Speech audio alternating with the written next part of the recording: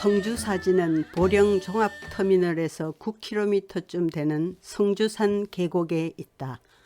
앞으로 맑은 개울이 있고 뒤로는 청산이 받치고 있다.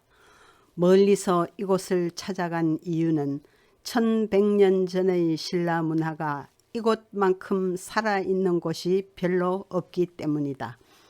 택시에서 내려 맨 먼저 들어간 곳은 성주사지 천년역사관이다. 성주사는 백제말 전쟁에서 죽은 병사를 위로하기 위하여 세운 오합사가 전신이었다. 고려시대에 한 차례 크게 확장하였고 조선 중기까지 존속하다가 임진왜란 때 소실되었다.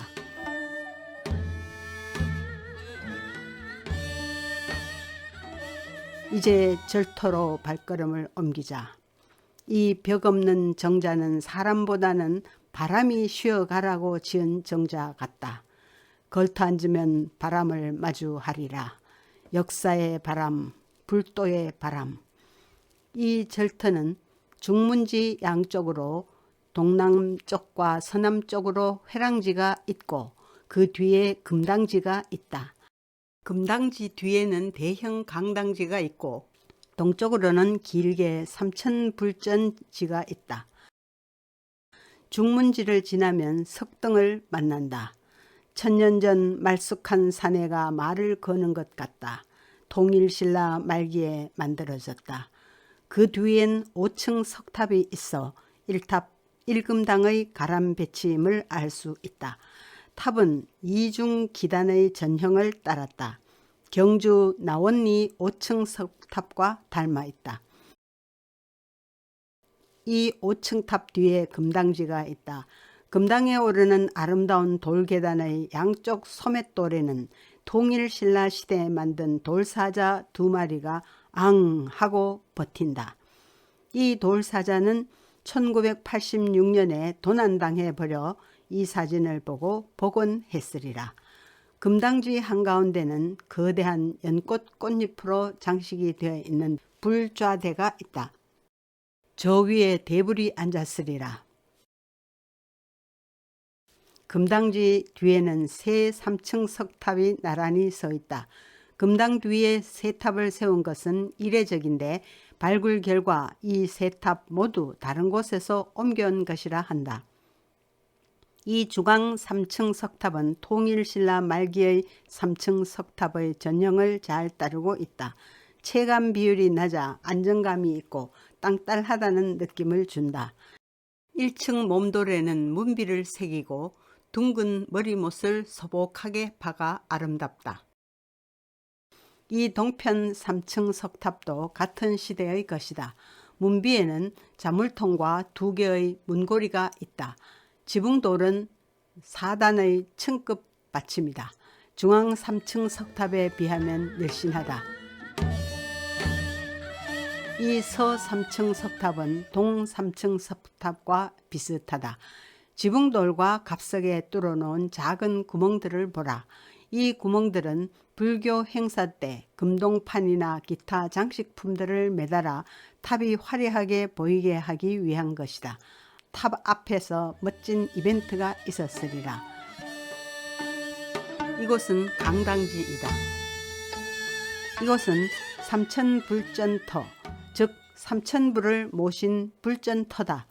성주사가 중건될 때인 13세기 후반에 정면 9칸, 측면 5칸인 대형 건물을 세웠다고 한다. 봉안된 삼천불 불상은 대부분 흙을 구워 만든 높이 30-40cm 내외의 소형 불상이며 비로자나불을 안치하였던 불되자가 남아있다. 이제 눈짓으로 우리를 부르고 있는 저 석불 입상에게로 가자. 우선 외로워 보인다. 이 불상은 여말선초에 조성한 민불, 즉 민초들이 조성한 부처다. 본래는 절 주변에 있던 것을 옮겨왔다. 친근하게 장승처럼 서 있었으리라. 오른손은 내리고 왼손은 배에 대고 있다. 표정을 자세히 살필 수는 없으나 어려운 민초들을 보살피느라 얼굴이 망가졌으리라. 이곳은 성주사 비가 있던 곳이다. 성주사 비는 통일신라 말기 김립지가 이 사찰의 내력을 적은 비로 무염대사가 이곳에 머물기 시작한 시기에 조성되었을 것이다. 10개의 비편이 발견되었는데 서체는 날아갈 듯한 왕희지체다. 이 비의 머릿돌과 받침돌은 이처럼 부여 국립박물관에 보존되어 있다. 성주사지의 최고의 보물은 이 비각 안의 비다. 이 비는 우리나라 국보 중의 국보로 이름은 대낭해화상탑비다. 이 비는 통일신라시대의 승려 낭해화상 무염을 기리는 비로 낭해화상이 입적한 지 2년 후인 진성여왕 4년 즉 890년에 세웠을 것이다. 최치원이 비문을 짓고 그의 사촌인 최인연이 글씨를 썼는데 그는 곧 고려에서도 벼슬을 한 최언위다.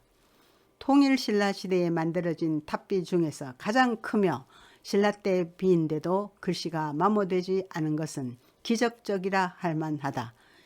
빗돌인 남포 오석이 단단해서 그럴 것이란 추측이 있다. 아니면 비각이 있어 비바람을 가려 주었을까? 비시는 크고 육중하며 글씨는 남면에만 새겨져 있다.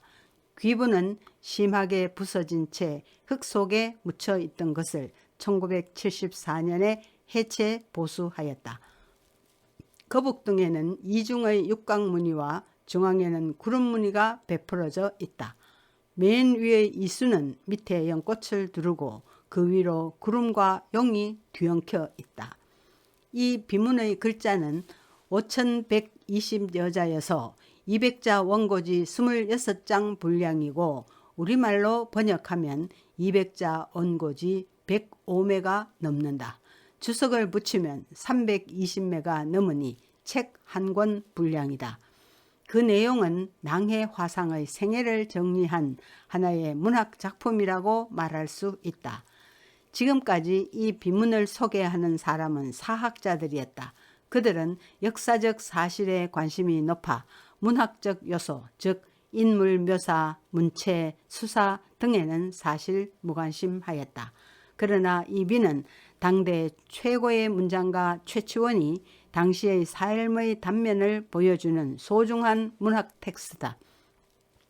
이 비문을 읽으면 무염대사뿐만 아니라 문성왕, 허난왕, 경문왕, 헌강왕, 정강왕, 진성여왕 및 김흔의 육성이 느껴지고 그리고 성격까지 보는 듯하다. 해박한 문장가의 예리한 필치에서 나오는 예술적 표현은 한마디로 그 자체가 경이다. 전편에 넘치는 직유, 인유, 과장과 같은 수사적 장치와 최치원의 날카로우면서도 합리적인 분석력을 보면 그가 바로 옆에 서 있는 듯하다. 그러면 먼저 낭해화상 무염은 누구인가? 무염은 무열왕의 8세 손으로 애장왕 2년 801년에 태어나 어릴 적 유학을 공부하였다. 13살 되던 해에 설악산 오색 석사로 출가하여 법성 선사를 스승으로 모셨다. 부석산으로 옮겨가서 석등 대덕에게 화엄을 배우다가 당나라로 가려고 배를 탔지만 반달가량을 표류하다가 닿은 곳이 겨우 흑산도였다. 그는 포기하지 않았다. 왕자 김흔의 배가 당은포에 정박하자 그 배를 얻어 타고 당나라로 갔다. 헌덕왕 13년 821년 21살 때였다. 그가 장안 남쪽의 종남산 지상사에 있을 때 한 노승의 말, 멀리 물건에서 그것을 구하는 것보다 자기 자신이 부처임을 발견하는 것이 낫지 않은가를 듣고 크게 깨달아 그때부터 경전 공부를 내려놓았다. 그는 마조 도일의 제자인 마곡보철을 찾아가 제자가 되었다. 남종선에서 6대 조사 조계 해능, 7대 조사 남학회양에 이어 8대 조사가 바로 마조 도일이다. 마곡보철이 스승인 마조 도일로부터 시민을 얻을 때 스승은 이런 말을 했다고 한다. 신라에서 기특한 선승이 올 테니 그를 통해 지혜의 물이 신라까지 흐르도록 하라. 무염은 마조 도일의 법손이니 10대 조사가 된다. 신라 말과 고려 초에 완성된 구산 선문 중에 7개의 선문이 마조 도일의 법을 이어받고 있다. 보철이 세상을 떠나자 무염은 중국 천지를 떠도니 사람들은 무염의 이름을 듣고 동방의 대보살이라 하였다. 그러나 회창범난이라 불리는 당무종의 대대적인 불교 탄압 때문에 드디어 귀국하니 문성왕 7년 서기 845년 그의 나이 45살 때였다.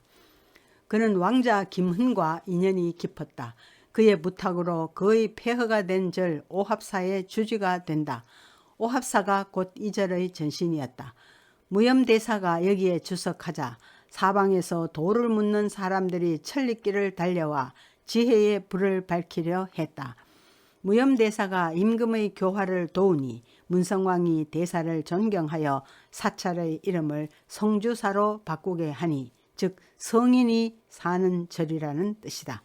이어 헌안왕이 멀리서 제자의 예를 갖춰 차와 향을 예물로 보내니 선비들은 대사의 법문을 알지 못함을 평생의 수치로 여겼다. 경문왕도 무염대사를 흠모하여 대사를 왕궁으로 초청하였다. 경문왕은 그에게 절을 하며 스승으로 모셨으며 왕비, 세자, 동생, 왕손들이 서역의 여러 왕들이 부처님을 모시듯 했다. 이때 있었던 경문왕과 무염대사 간의 문답이 기록되어 있다. 왕이 대사께 유에 집착하거나 물을 고수하면 한갓 편향된 견해만 날카롭게 할 뿐이다. 진실한 근원으로 나아가고자 한다면 반야가 끊어진 경지가 바로 그것이다. 라는 말이 있는데 경지가 끊어졌다는 것은 무슨 뜻입니까? 라고 물었다. 무염대사는 경지가 이미 끊어졌다면 이치도 없는 것입니다. 이것이 시민이니 묵묵히 행할 뿐입니다. 라고 하였다. 반야마저 끊어진 그 허적의 경지가 곧 시민이라 하니 교외의 별전이고 직지인심을 달리 말함이 아닌가. 대사가 왕궁을 나서자 경문왕은 상주 신묘사가 멀지 않으니 그곳에 계시기를 원해 부득이하여 거기로 가서 머물렀다. 경문왕이 병이 깊어지자 다시 무염을 모셔갔다. 무염은 성인이 머무는 성주사가 아무도 머물지 않는 무주사가 되는 것을 안타깝게 여겼지만 곧 도리천으로 가실 왕의 뜻을 저버리지 못했다. 약이 되는 말씀을 하니 경문왕은 차도를 보였으나 한 달 후 세상을 떠났다. 곧 헌광왕이 즉위하면서 제가 어린 나이에 상을 당하여 아직 정사를 담당할 수 없습니다. 임금으로 하여금 부처를 받들게 하고 우리나라 사람을 널리 제도하도록 도와주십시오 라고 하였다. 무염은 이때 관리를 잘 등용하라는 조언을 남기고 총총히 성주사로 돌아왔다. 헌강왕이 다시 대사를 배웁기를 간절히 청해 3번째 왕궁을 방문하였다. 왕은 8가지 예를 갖추어 대사를 모셨다. 시를 짓는 사람들에게 칭송하는 시를 지어 두루마리를 만들어 올린 것도 그 하나다. 이처럼 전례 없는 극진한 대우였다. 이 대목에서 우리는 헌강왕이 아주 윗대있는 인물임을 알 수 있다. 헌강왕은 꽃다운 말과 금옥 같은 소리를 잘하여 무사람이 떠들어도 대꾸의 말을 잘 지었다고 하기 때문이다. 정공왕도 그를 초청하였으나 늙고 병들었다고 사양하였다. 진성여왕은 덕있는 무염대사를 존숭하여 즉위한 지 석 달 사이에 사자를 10번이나 보내 안부를 물었다. 허리가 아프다는 말을 듣고는 국기를 보내 치료해 주었다. 무염대사는 왕궁 출입과는 달리 평생을 검소하게 살았다. 몸소 물을 나르고 뗄나무를 등에 지기도 하였다. 888년 11월 22일 해질 무렵에 대사는 목욕을 마치고 안전체 돌아가셨다. 백성들이나 제자들이 두 눈을 잃은 것 같았다. 세랍 89이고 범랍 65이었다. 입적하신 지 사흘이 지났건만 단정히 앉은 그대로였고 얼굴 모습도 살아계신 것 같았다. 진성여왕이 이 소식을 듣고 크게 슬퍼하며 사자를 보내 글로 조문하고 곡식으로 부의하여 돌아가신 분의 명복을 넉넉히 하고자 하였다. 진성여왕이 또 최치원을 불러 최치원이 주련 밖에 꿇어 앉았더니 이렇게 말했다. 돌아가신 성주사 대사야말로 참으로 한 부처님께서 이 세상에 출현하신 것이다. 부왕이신 경문왕과 흥강왕께서 모두 스승으로 모셔 나라를 복되게 하였다. 하늘이 내게 대사를 남겨주지 않으니 내 마음이 더욱 슬프다. 커다란 행적이 있는 사람에게 큰 이름을 주는 것이니 시호를 대낭해, 탑의 이름을 백월보광이라 하여라. 그대는 일찍이 당나라에 가서 벼슬 하고 이제 금이 환향하였고 경문왕께서는 그대가 공부하도록 도왔고 흥강왕께서는 그대를 국사로 애우하셨으니 그대는 마땅히 대사에 탐명을 지어 보답할지어다. 진성여왕은 크기가 방망이만한 글 한 편을 꺼내 주셨는데 대사의 제자들이 기록한 대사의 행장이었다. 여기까지가 비문의 대강이다. 요컨대 무염대사는 성주산문을 계산하였고 또한 경문왕과 헌강왕의 국사가 되었으며 그 제자는 2000여 명에 이르렀다. 이 비문을 읽으면서 빠뜨릴 수 없는 것이 최치원의 문체다. 최치원은 자신과 무염대사를 비교하면서 말과 덕에 대해 이렇게 말한다. 어째서 마음을 공부한 사람은 높고 문장을 공부한 사람은 수고로운가? 그래서 옛 군자께서 배우는 바를 삼가셨던 것인가? 그러나 마음을 공부하는 사람은 덕을 세우고 문장을 공부하는 사람은 말을 세우니 저 덕은 말에 의지해야 칭송될 수 있고 이 말은 덕에 의지해야 영원할 수 있다. 말을 하는 사람은 최치원 자신이고 덕을 닦는 사람은 무염대사라는 뜻이다. 말과 덕이 서로 의지해야 영원할 수 있음을 밝힌 것은 얼마나 멋진 통찰인가. 최치원은 비문을 쓰라는 진성여왕의 명을 듣고 이런 겸손의 말을 한다. 대사께서는 유위의 각박한 세상에서 무위의 신비한 종지를 널리 펴셨는데 소신의 유한하고도 하찮은 재주로 저 무한하고도 커다란 행적을 기록하려 함은 허약한 수레에 무거운 짐을 싣고 짧은 두레박으로 깊은 우물을 깃고자 하는 객입니다. 최치원은 또 도를 이루기 어려움을 이런 멋진 비유로서 설명을 한다. 도라고 말할 수 있는 것을 떳떳한 도로 삼고자 함은 풀 이슬에 구멍을 내는 것과 같고 부처에 나아가 참된 부처를 얻고자 함은 물에 비친 달을 잡는 것과 같다네. 그런데 이 비문에는 아쉬운 데가 있다. 최치원은 중국 고전에 나오는 수많은 사례를 끌어와 찰떡 같은 비유를 만들어 쓰지만 우리나라 삼국의 것은 하나도 끌어 쓰는 것이 없다. 원효, 자장, 보덕 같은 고승이나 어진왕, 모진전쟁, 현명한 인물도 많았을 텐데 말이다. 우리는 이 절터에서 참으로 소중한 보물들을 확인하였다. 여기는 신라 말기가 아직 살아 숨쉬고 있다. 당시의 화려한 문학이 있고 역사가 있고 조각 예술이 있고 간접적으로는 선종이라는 우리 선조의 깨우침의 가치를 보여주지 않는가.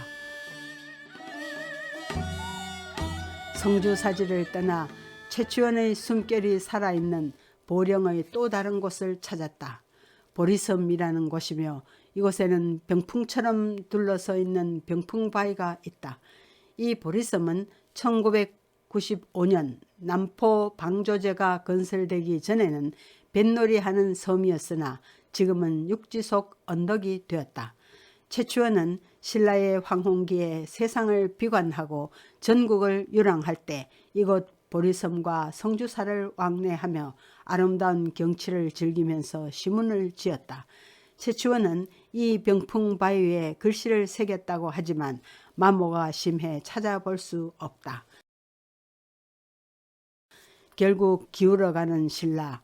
최치원은 쓸쓸하고 예달픈 마음으로 이 섬에 홀로 서서 서쪽에서 밀려오는 먼 예상의 파도를 바라보았을까. 그 서쪽 나라에서 그는 화려했다. 장원급제하고 온 나라가 감동한 글을 짓고 자금 의대를 하사받았을 때가 한없이 가슴에 사무치지 않았을까. 경주 한 부분을 떼어놓은 듯한 보령, 산 너머로 보령이 멀어지자 보령 땅이 꾸는 신라의 꿈에서 깨어났다. 무염대사와 최치원의 땅이 다시 선역 보랏빛 노을 갈피에 천천히 묻히고 있었다.